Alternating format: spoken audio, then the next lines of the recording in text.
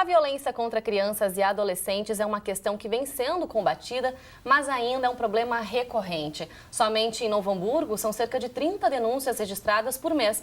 E nos últimos 3 meses foram 12 casos confirmados na cidade.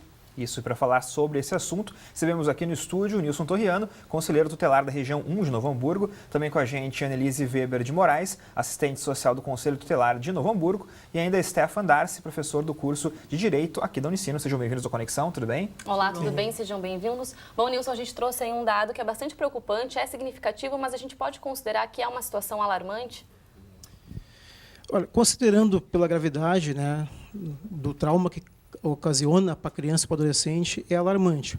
Mas também a gente sabe que essas denúncias, essa média aí de 30 denúncias mensais que chegam no Conselho Tutelar, é muito menos da realidade, né, do que de fato acontece.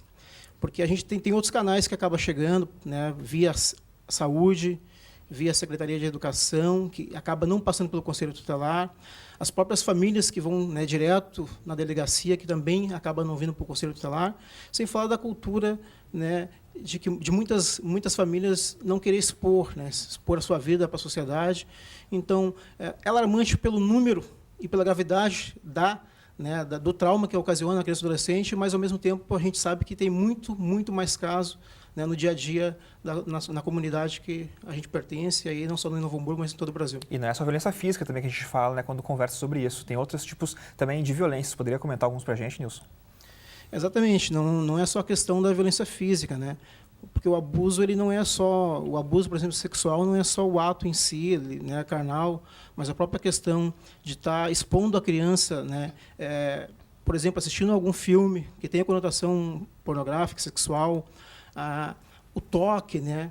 O toque na criança de uma maneira mais sexualizada, manter a relação na frente da criança, comentar com a criança sobre as questões sexuais. Então, não tem a violência física, mas a questão psicológica acaba, né, abalando em muito o desenvolvimento dessa criança e do adolescente. E como é que pode ser identificado, então, Annelise, que uma criança ou um adolescente está sofrendo algum tipo de agressão? Bom, geralmente é diagnosticado através da rede, né? Pode ser a família, a rede familiar ou a rede comunitária, né? Então, o que a gente vê, assim, pela nossa experiência? Geralmente vem através da denúncia da escola, do serviço de saúde, da própria assistência social, que geralmente é encaminhado, geralmente não, tem que ser encaminhado ao Conselho Tutelar. Mas o que a gente vinha discutindo, assim, que, na verdade, a gente tem várias denúncias, né, que não são, na verdade, não chegam ao Conselho Tutelar. A gente não tem um único dado onde a gente pode compilar todos esses dados de quantas denúncias são.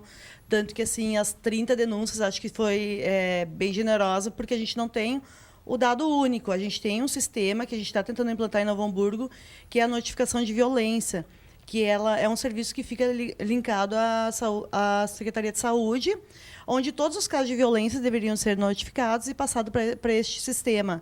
A gente teria, eu acho, um número muito mais significativo, né?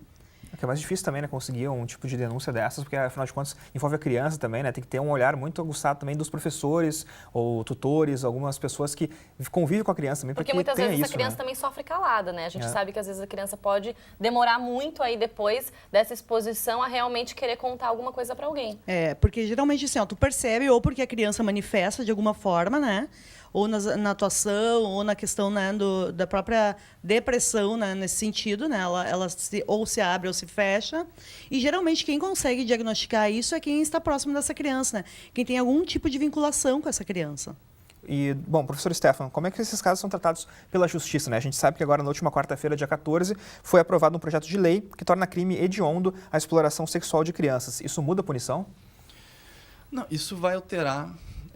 fundamentalmente em relação a esse crime específico, né, vai alterar o rótulo do crime, que se reconhece que é um crime mais grave, tem um rótulo de crime hediondo, e tem algumas consequências que decorrem desse reconhecimento, fundamentalmente a questão do prazo para a progressão de regime. Então, o sujeito é condenado, muda o tempo que ele tem que ficar preso no regime para que ele possa ter direito à progressão de regime.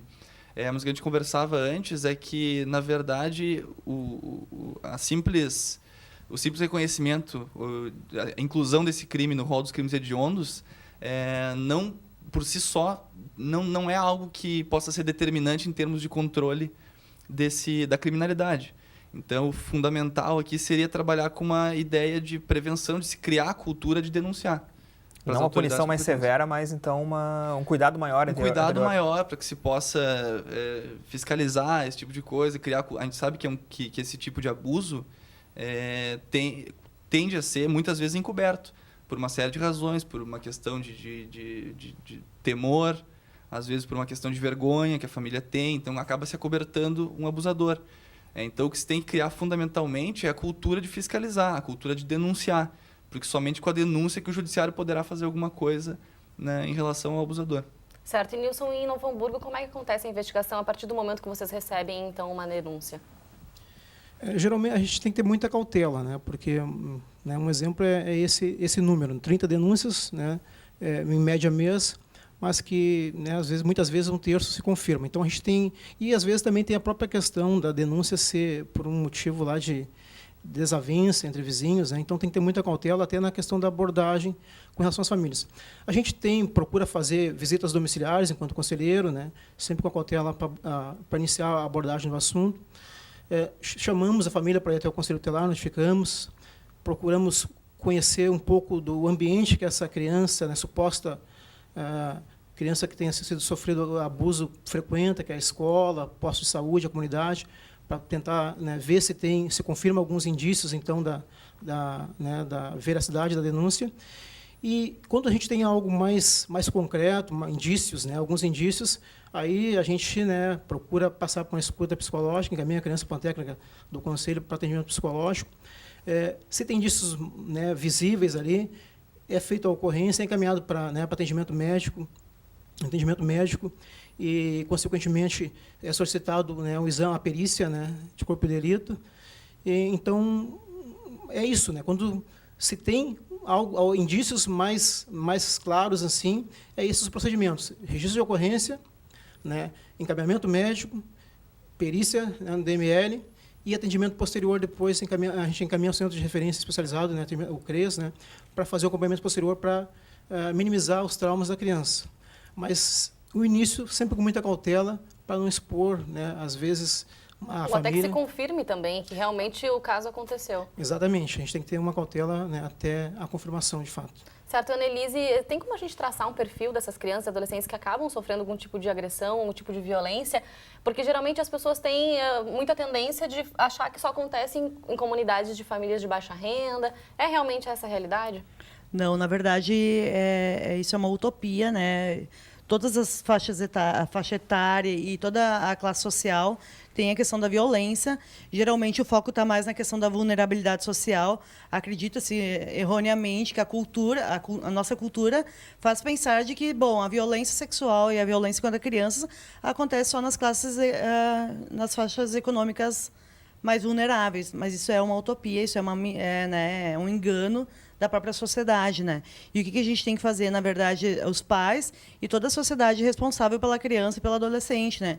Então, a gente tem que, sim, sempre estar alerta e poder estar observando essas situações de violência, né? Tá certo. Sim, claro. Tá certo, Annelise, obrigada por enquanto. A Conexão faz agora um rápido intervalo, mas na volta a gente segue com esse assunto aqui no estúdio. Isso é, antes só a gente já volta.